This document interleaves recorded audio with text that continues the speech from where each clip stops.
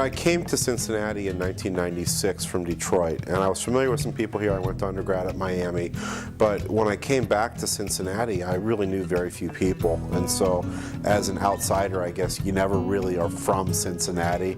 You didn't grow up here, and I grew up in Youngstown in northeastern Ohio.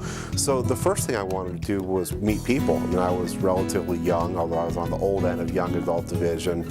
And the first thing I did was get involved in young adult division of Federation, just really as a way to meet people. I mean, to, young singles and whatever, make friends. And the organization was very effective at that, and just happy hours and a way to get out and a way to meet people. So that was the first thing. And then a couple years after that, I was on the board of Young Adult Division and got very active in it.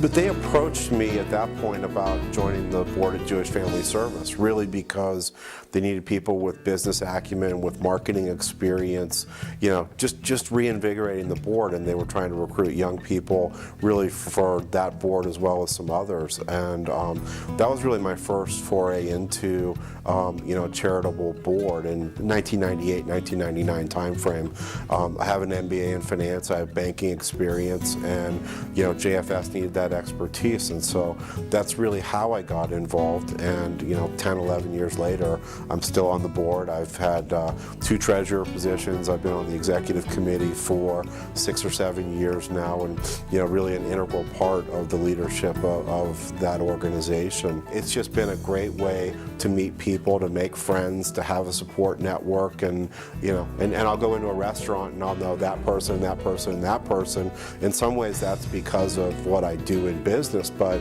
also in other ways it's because I served on a board with somebody or met somebody through another cross-pollination of organizations or whatever it is. And so it's a great way to meet people.